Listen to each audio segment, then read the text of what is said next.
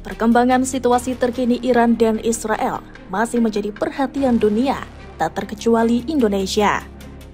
Meski pemerintah Indonesia mengambil posisi non-blok dalam menyikapi eskalasi yang terjadi, namun Presiden Prabowo terus memantau perkembangan perang Iran versus Israel secara cermat, sambil mengupayakan penurunan tensi akibat perang tersebut.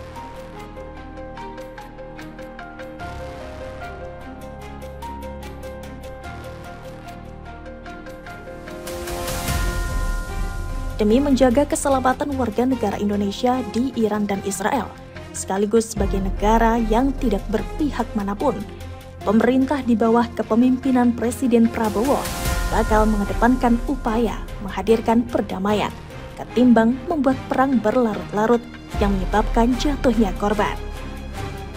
Atas sikap itulah kemudian muncul spekulasi kepemimpinan Presiden Prabowo didorong untuk memimpin ASEAN dengan mengajak negara-negara di dalamnya tak ikut skenario Amerika Serikat dalam perang Iran-Israel.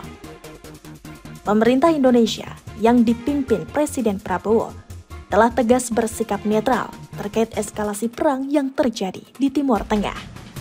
Hanya saja Indonesia tidak serta-merta dalam kondisi aman hanya karena bersikap netral. Sebab di kawasan ASEAN terdapat beberapa negara yang punya hubungan diplomatik langsung dengan Amerika dan sekutunya. Negara-negara ASEAN harus diimbau untuk juga bersikap netral, misalnya Vietnam, Filipina, Malaysia, Brunei Darussalam, dan Singapura. Vietnam dan Filipina merupakan dua negara yang punya hubungan diplomatik langsung dengan Amerika Serikat. Sementara Malaysia, Brunei Darussalam, dan Singapura punya hubungan diplomatik dengan Inggris yang merupakan sekutu Amerika. Presiden Prabowo dinilai bisa lebih kencang lagi menyerukan negara-negara ASEAN agar tidak terkecoh dengan permainan Amerika Serikat. Apabila Prabowo bisa mengajak 5 negara itu untuk bersikap netral di tengah eskalasi perang sekarang ini, maka kawasan ASEAN akan terhindar dari intervensi Amerika Serikat. Provokasi Amerika Serikat berpotensi menyeret Rusia, China, dan negara-negara lain ke dalam arena pertempuran Israel-Iran. Tentu ini akan memicu terjadinya perang global, terutama jika terjadi serangan nuklir.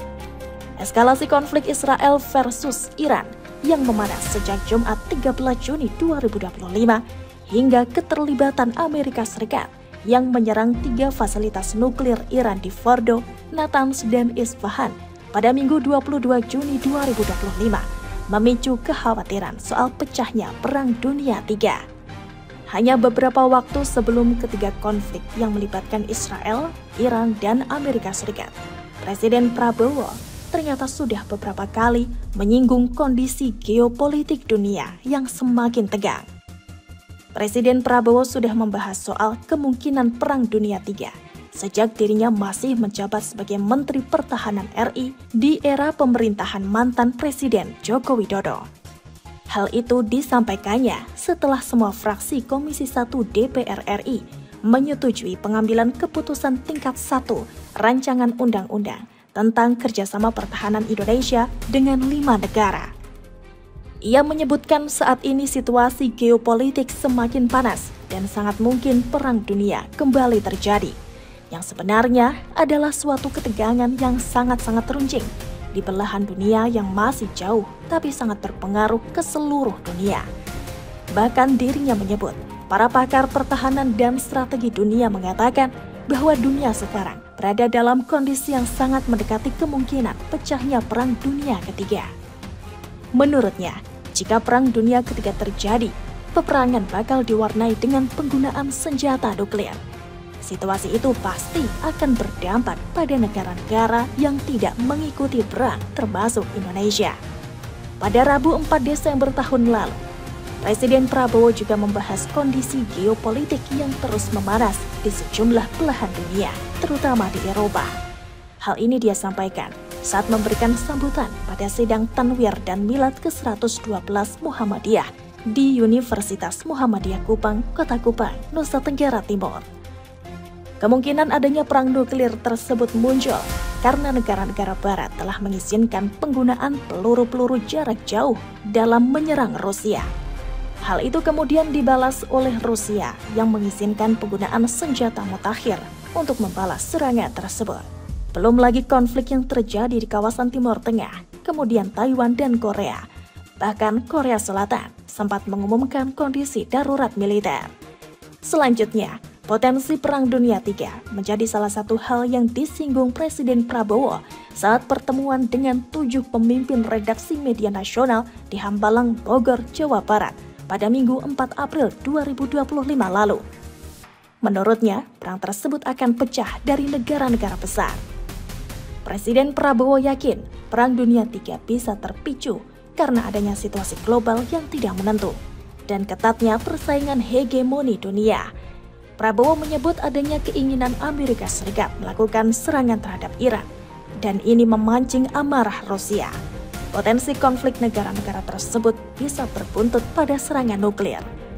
Presiden Prabowo membaca situasi dunia dengan begitu cermat. Untuk itulah dirinya mengimbau agar bangsa Indonesia senantiasa bersatu demi menghadapi persoalan global. Indonesia memilih untuk menjadi negara non-blok yang tidak memihak siapapun dalam konflik yang terjadi dan akan selalu mengedepankan negosiasi dengan negara-negara lain.